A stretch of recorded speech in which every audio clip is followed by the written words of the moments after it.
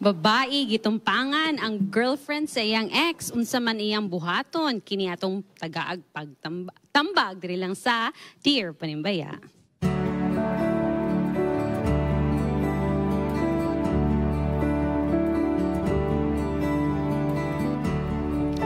Dear Panimbaya, akong ex-BF nag-send og iyang picture sa kuha. Tapos mga after a day, naay nag-call na ako nga wala na save ang contact information.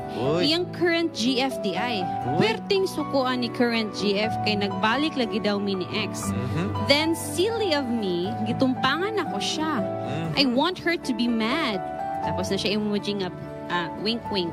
Kanang suko jud sa iyang litanya nga high pitch kaayo nakalma kog tubag ingon ko imong BF or boyfriend nga akong ex gugmaan pa nako sabay katawa gi-off niya ang phone. Pag ato nako sa office nag-ingon akong mga kauban nga naa daw ko'y video sa Facebook.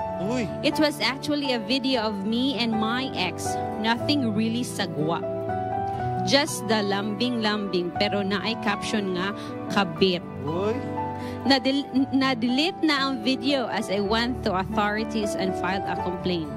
Pero naapagihapon mga screenshots and mga few people who were able to save the file nga gasmirk lang nako. A year ago na nahitabo but gakabalik ihapon ang story ani sa mga current discussions or night outs even with friends and I am not comfortable with it. How can I fix my hurting ego? How can I totally forget what happened to me? So muna atong sitwasyon mga kapaglaom ug sa ato ang mga kapanimbaya naghatag na silang comments. Thank you so much. We really appreciate ito karon panahon na sad mga maminaw ta og tambag sa ato ang mga host diri sa Panimbaya mga kapaglaom. Ako ang unahon dito si Von, Trisha, Raj and Dion mga batanon. May nahitabo ba ni sa inyo ha? Yes, Ate Bing, no? Yes, si Mo. Yes, kami wala. Nahitabo si Mo? Nahitabo. Ay, naku na. Wala, oy. Sa ato, tambagan nato. Sige. Lisod kayo ang sitwasyon nga butang ka sa place nga kanay bitang wala kay kadepensa sa imong kaugalingon ba kay i-made public man, di ba? O kuan man kanang imo man kung gi-trigger ba? Oo. So wala kay para sa ako nga kinahanglan gyud nga siyempre dili naman nato mabalik ang sitwasyon nahitabo namang gyud to. Ano na lang dawaton nga naay sayop pero move on na lang. Social media mang gyud, Trisha. Sige. Dapat deadma sa basher. So kana nahitabo naman so mag-move on na lang kung dili ka guilty. Dapat dili na nimo nabuhaton sunod. Di ba? Lesson po na sa atua, dili lang kay sa iyaha no nga dili na to tumpangan ng mga naana nga butang kay mag-trigger gina og moy nagi consequence ba sa itong mga action. That's why we should always think before we act. Kaya karon man god, labi na karon iuso ang social media may man sa una mga personal matters kay personal lagi. Karon sa social media tanan na lang issue, balag personal nimo nga issue. I-post sa ubang tao. Mo na nga kailangan gyud i-post sa mga mga black market. Mo na nga likayan gyud nato, mag-ingat tayo sa social media mga kapaglaom. Busa aton paminawan ang tambag sa pikas nga grupo. Let's go. Yes, dami mga discussions sa diri mga kapaglaon. Pero thank you so much sa atong mga singles dito nga gahatag og comment. Now, diri na pud ta mga kapaglaon. Unahon na ako pag pangutana si Shireen. YX. Bitaw. Lain kay ka. Paspas naman natong tubag karon no, pero ako lang matambag is naka-disclaimer man tanong, ako yung istorya sa'yo, ako yung i-describe ang imong utok. Daot jud kag utok. Kaya you could have prevented your current situation if wala to nimo natumpangan tong ex, di ba? Ang imo nang buhaton kinana man ka nga situation, wala lagi kailan mabuhat gawa sa paghilom og pag-ampo nga ayon sa Ginoo imong mental health. Kaya dili man na nimo ma-stop kay social media, you cannot stop people from sharing. So move on and let God have you a peaceful mental health. And next time na ang iyang mag-asya sa wisdom sa Ginoo nga giyahan siya sa iyang utok Yes. Nga dili na madaot. O duta di na po na nimo buhaton sunod yes. puhon. Oo. Kana bang wise decision, Yes. wise action? Kuya Wing, nabay mga ex nga gaaway nimo Kuya Puk sa una? Uy! O sa wala, uy. Ingon Pero na lahi ko, nga. uy! Ang mga ex na ko, ganahan kayo sa kuha. Kay butan biyata. Di bitaw. Problema gina siya, mawala raman na siya. Ayaw na una-una. Kay basin po, na kay gihimo nga dili maayo po. O, na po kay gihimo nga di maayo. Musuko ginang uyab na, uy.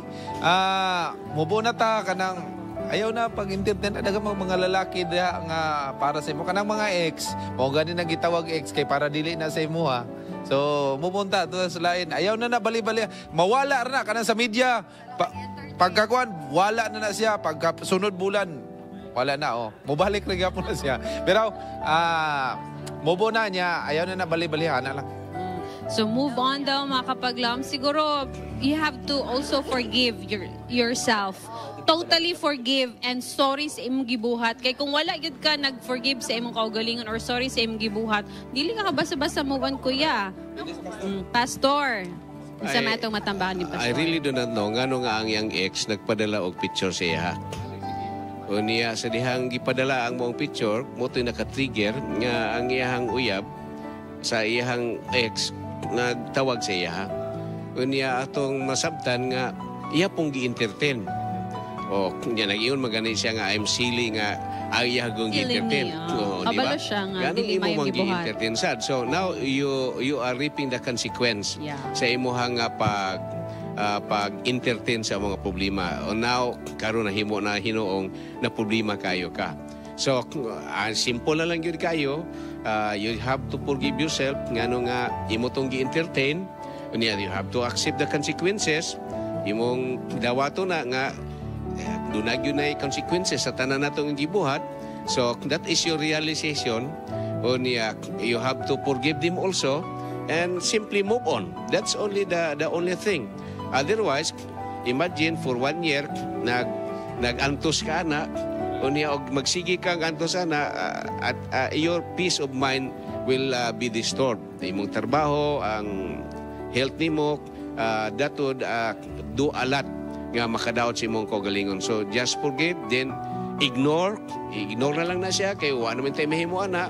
Then have kanang malipayon nga kinabuhi, forgetting the past, because your past mo og dili na nimo malit go. So problema kayo kay dili ka makapokus sa imong nga present o sa imong nga future. So mura na ako ang tambag kanimo. Yes, thank you so much, Pastor Salardam. Sa atong letter sender, ingon pa nila dire, try to forgive, try to move on, and ignore your situation, mga kapaglam. And of course, ayaw kalimot nga mga yun ka o kaalam sa Ginoo to do things right, nga dili na ni mahitabo pohon, diba? Dili na ni mausab sa iya. Kay ang social media nato karon mabutang na tanan